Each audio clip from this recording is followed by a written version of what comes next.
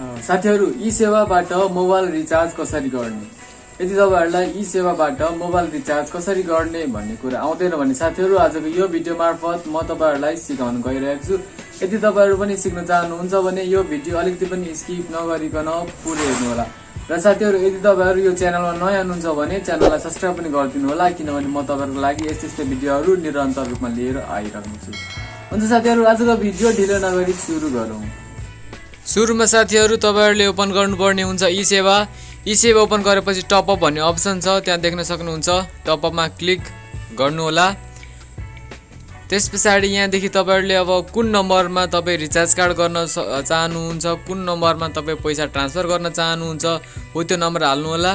र नम्बर हालिसकेपछि तपाई कति पैसा पठाउन चाहनुहुन्छ हो त्यो एमाउन्ट हो त्यो पैसा त्यहाँनेरि तपाईहरुले लेख्नु पर्ने हुन्छ। जस्तै यहाँनेरि मैले 10 लेखे र यसलाई मैले प्रोसेस गरे र यसलाई मैले कन्फर्म गरे र कन्फर्म गर्दाखेरि यहाँनेरि तपाईको लगाउनु भएको पासवर्ड पिन के छ हो त्यो माग्छ, त्यो हालिसकेपछि तपाईहरुको पैसा जान्छ। तर यहाँनेरि यो भनेको छ कि इसेवामा 40 रुपैयाँ भन्दा तल पैसा जाँदैन र त्यही भएको कारणले गर्दाखेरि मैले 10 रुपैयाँ पैसा हालेको थिएँ, त्यही भएर पैसा गएन र यसलाई काटेर म फेरि 40 रुपैयाँ हाल्छु र 40 रुपैयाँ गरेर फेरि प्रोसेस गर्छु। त्यसपछि फेरि कन्फर्म गर्छु।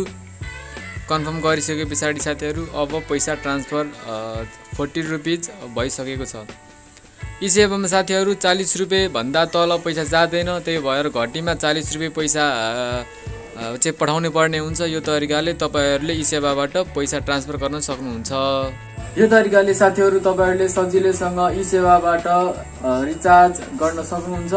आशा गर्दछु यो भिडियो हेरिसकेपछि तपाईहरुले पनि आफ्नो मोबाइलमा अथवा अरु कसैलाई रिचार्ज ट्रान्सफर गर्दाखेरि कसरी गर्ने भन्ने कुरा तपाईहरुले पनि सायद अब गर्न सक्नुहुन्छ होला। भिडियो तपाईहरुलाई कस्तो लाग्यो कमेन्ट बक्समा कमेन्ट लेखिदिनु होला। साथीहरुमा यो भिडियोलाई शेयर गरिदिनु होला र अन्तिमसम्म भिडियो हेरिदिनु भएकोमा र च्यानललाई सब्स्क्राइब गरिदिनु भएकोमा तपाईहरुलाई धेरै धेरै धन्यवाद छ। आउने अर्को भिडियोमा म फेरि तपाईहरुको लागि यस्तै महत्त्वपूर्ण भिडियोहरु निरन्तर रूपमा लिएर आउने छु।